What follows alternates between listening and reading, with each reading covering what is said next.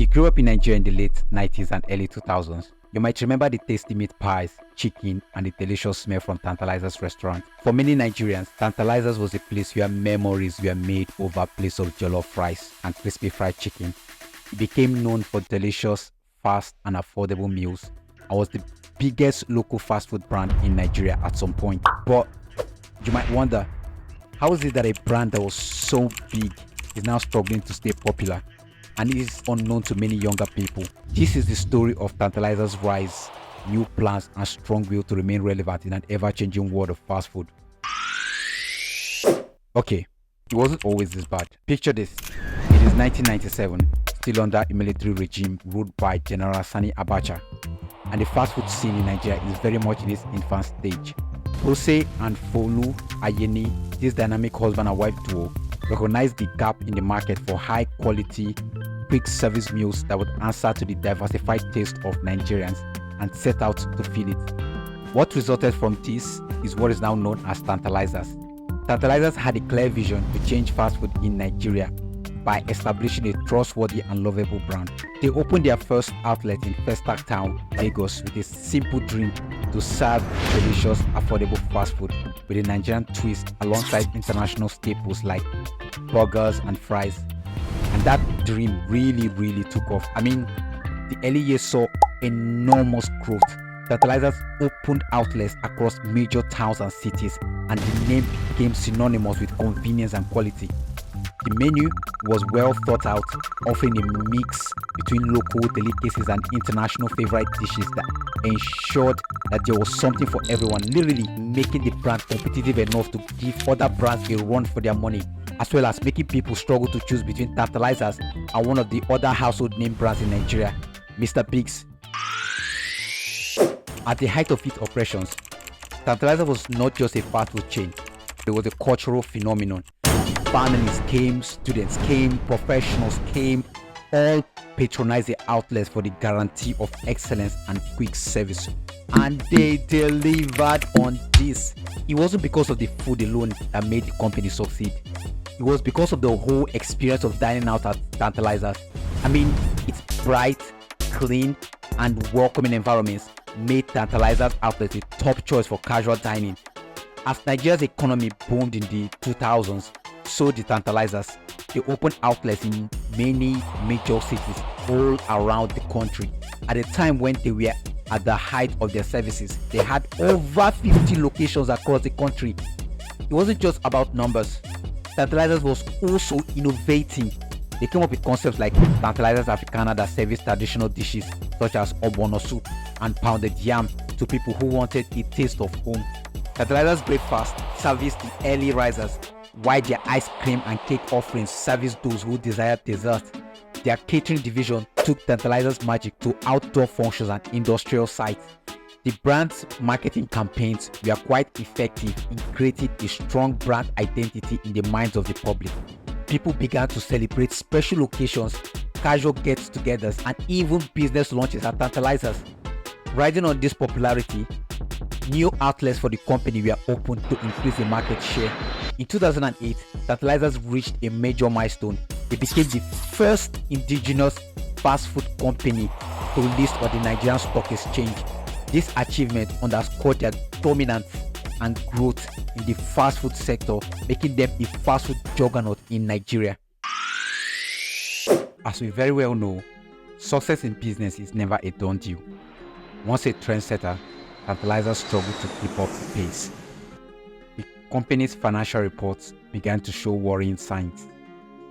In 2013, they slid into the red zone, posting losses that would continue unabated for years. What went wrong? The 2010s brought new challenges for Tantalizers. The Nigerian fast food market was getting crowded and the competition was fierce, with both local and international brands fighting for a share of the market.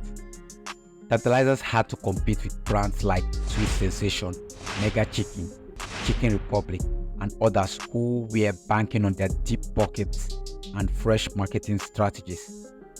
These competitors were offering almost similar products at competitive prices most of the time, making it difficult for any single player to dominate.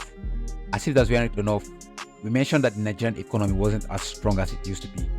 This also hit the pockets of the consumers. All of a sudden, that quick meal at Tantalizers did not seem so cheap anymore.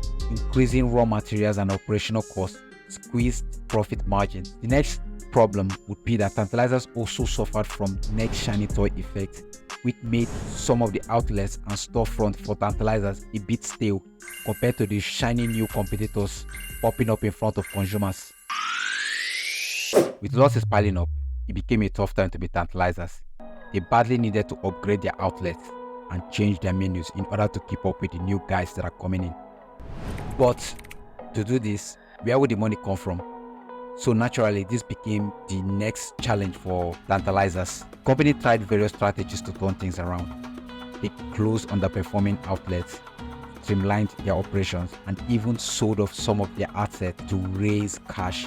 These strategies seemed to pay off a little bit because in 2017, after several years of losses, Tantalizers returned to profitability. But by the first quarter of 2018, it slipped back into loss-making and remained there. In April 2020, when the COVID-19 pandemic hit and businesses and movements were under lockdown, Tantalizers took a giant step toward modernizing its operations by implementing a home delivery system. This was not solely in reaction to the COVID-19. It was rather a strategic innovation move to meet changing consumer behaviors as more people began opting for convenience associated with home delivery. Because of that, Tantalizers sealed a deal for partnership with Oya Now Logistics and Concord Express to strengthen delivery capability. This was quite a good move by Tantalizers, but the issue is they came a little bit late, as many competitors had already established strong delivery presence. But that's not all. The ownership structure of the company, popularly referred to as husband and wife business, began to raise eyebrows. It is said that this structure was what was holding Tantalizers from attracting needed investment and professional management that could position it for modern fast food. By 2022, the situation was not looking good at all. Tantalizers posted a loss of 264.9 million, with a drop in company and franchise-owned outlet sales. Even though it made non-core business income in the year, it was driven largely by the disposal of property, plant and equipment from the outlets that were closed. Tantalizers' financial struggles were further complicated by its significant debt burden. You see, the company had a borrowing from Ecobank PLC as of June 2021, faces challenges in loan restructuring and repayment issues, all of which add to the financial stresses of the company. In a bid to address its financial woes and save the company, Tantalizers explored various strategies. One of such efforts was selling a 36% stake of its existing share capital to private investors.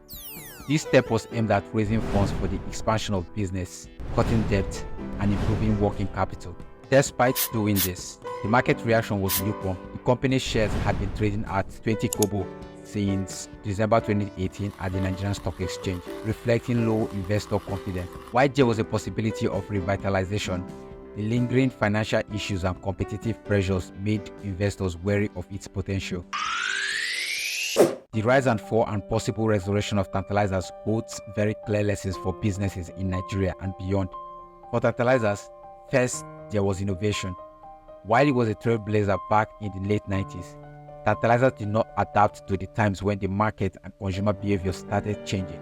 Times have changed, and how fast food is consumed has shifted to delivery and health dramatically. Companies have to be agile to survive. While family-run businesses are often very successful, a time will likely come where growth will necessitate professional outside management. Finally, financial health is important.